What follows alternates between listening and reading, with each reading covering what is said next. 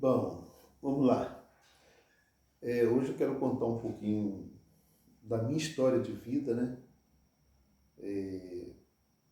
De repente isso possa interessar para algumas pessoas, pode servir de exemplo para algumas pessoas.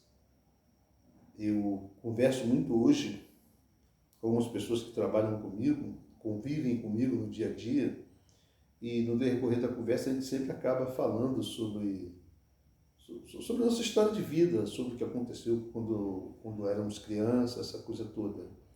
Né?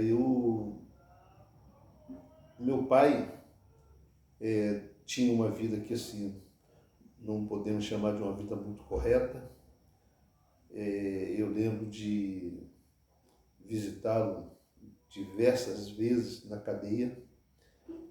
Inclusive, uma, uma lembrança, uma última lembrança que eu carreguei durante muitos anos do meu pai foi quando, aos 7 anos de idade aproximadamente, eu vendendo picolé na casa de detenção no Espírito Santo, ali em Vila Velha. Eu lá embaixo vendendo picolé, eu pude ver, né, lá em cima, por entre as grades da janela, o meu pai preso. Então foi uma lembrança que eu carreguei durante muito tempo. Durante muito tempo eu tive isso na memória. E uma outra lembrança ruim a respeito do meu pai, eu lembro que ele estava separado da minha mãe. Minha mãe tinha saído de casa e nós ficamos com ele, eu e minha irmã pequena. E meu pai me mandou ir na rua para receber um dinheiro de algumas pessoas que deviam a ele.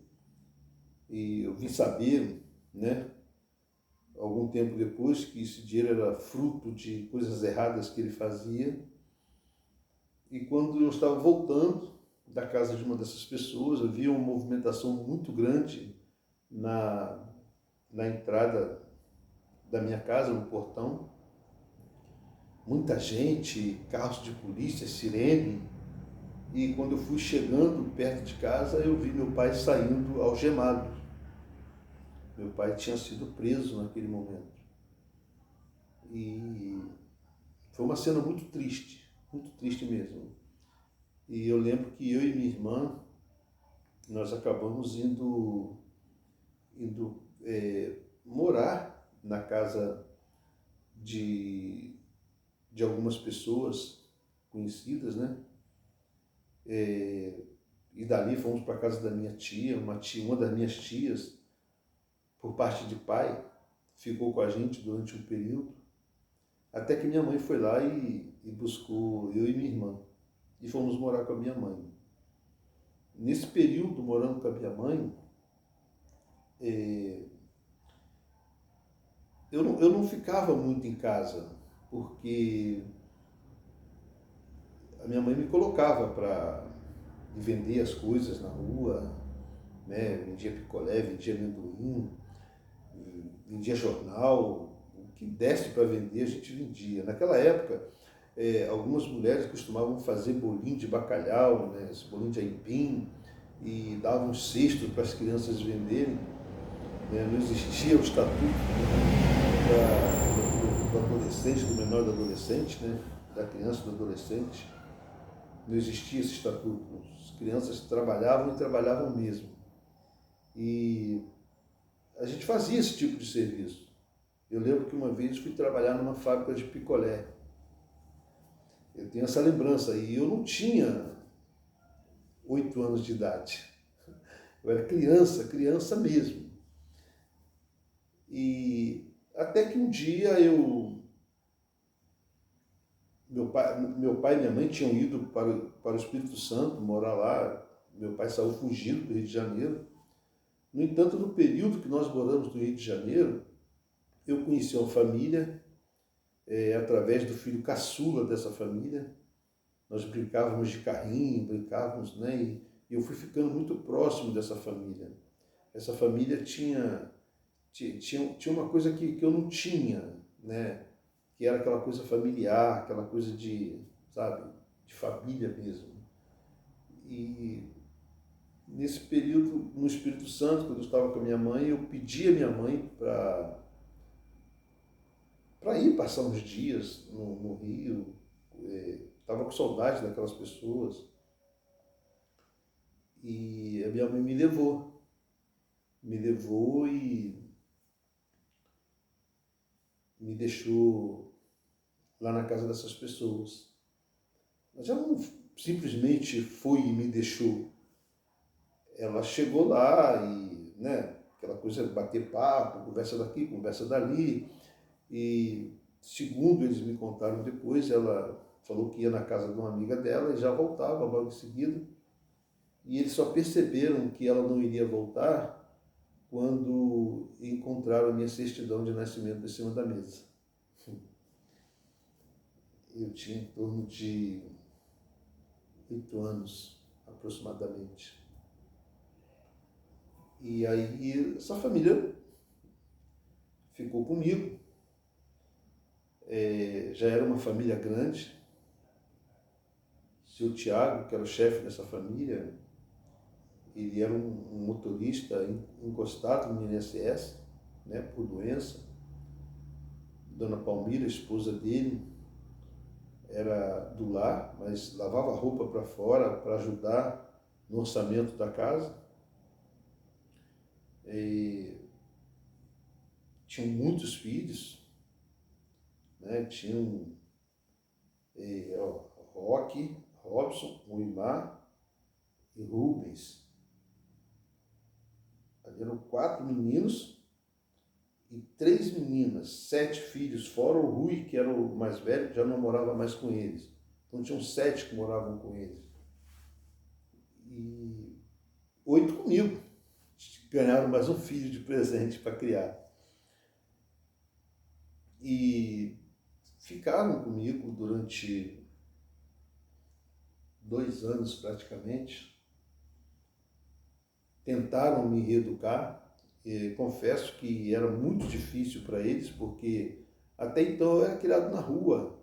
Você imagina, uma criança criada na rua, nos sinais de trânsito, pedindo esmola na rua, vendendo as coisas. Eu ficava na rua o dia inteiro. E uma família onde os filhos eram todos educados, todos com uma boa criação. De repente me chega um garoto com uma criação totalmente deturpada. E eles tentaram me reeducar, mas eu dava muito trabalho. E o seu Tiago, contra a vontade da dona Palmira, depois de tentar de várias formas, né, me reeducar, até porque eu tinha os vícios oriundos da rua. Né? A rua ela te proporciona muita coisa, né? Inclusive coisa que não presta. Então eu tinha os vícios da rua, tá? E mexia nas coisas dos outros. Era uma coisa muito complicada para eles, né? Muito complicada para eles. Então o seu Tiago, mesmo contra a vontade da dona Palmira, ele optou por me colocar no colégio interno.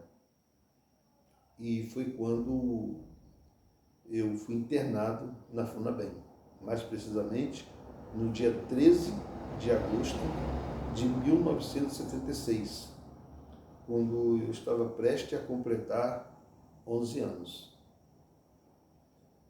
E me colocaram na FUNABEM, eu fiquei ali em Quintino, na Escola 15, ali era um centro de triagem, né? Fiquei durante uns 3 meses.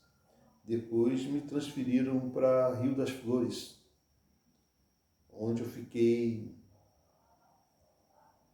até o final de 1980. Veja só, eu com 11 anos já praticamente, eu não tinha escolaridade, comecei a estudar ali e prestes a completar 15 anos, quando eu completei a 4ª série, eu fui transferido para a escola Rodolfo Fux, ali em Sacra Família do Tinguá. onde eu fiquei até o final de 1984. Tudo que eu sou hoje, eu agradeço a essa família e agradeço ao colégio interno. O fato deles terem me colocado no colégio interno, eu entendo que salvou a minha vida. Mais precisamente, o fato da minha mãe ter me abandonado na casa dessas pessoas salvou a minha vida. Porque eu provavelmente não daria algo que presta, vivendo do jeito que eu estava vivendo até então. Então, o fato da minha mãe ter me abandonado na casa dessas pessoas, que para mim, durante anos, foi uma coisa revoltante, eu era muito revoltado com isso, hoje não, já há muitos anos, né, eu entendo que ela salvou a minha vida ali.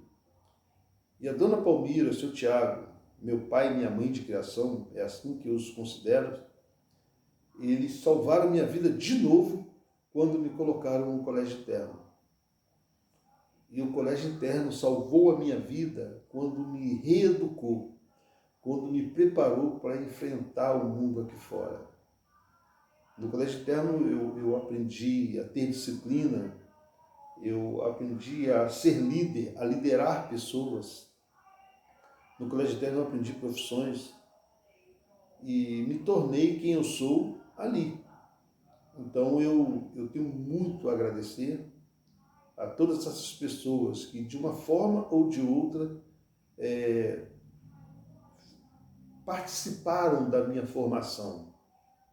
Sou muito grato a todos eles e sou muito grato a Deus, porque usou essas pessoas para salvar a minha vida. Essa é um pouquinho da minha história. Se a gente for parar para contar, a gente vai ficar horas e horas conversando a respeito de tudo que nós vivemos ali naquele período. Qualquer hora dessa a gente grava um vídeo falando sobre o período da Escola Agrícola Saboia Lima, a gente grava um vídeo falando sobre o período da Escola Rodolfo Fux. Eu tenho certeza que dessas duas histórias poderemos extrair um conteúdo muito rico, uma experiência de vida muito boa que com certeza vai agregar valor na vida de algumas pessoas. Eu tenho certeza absoluta disso.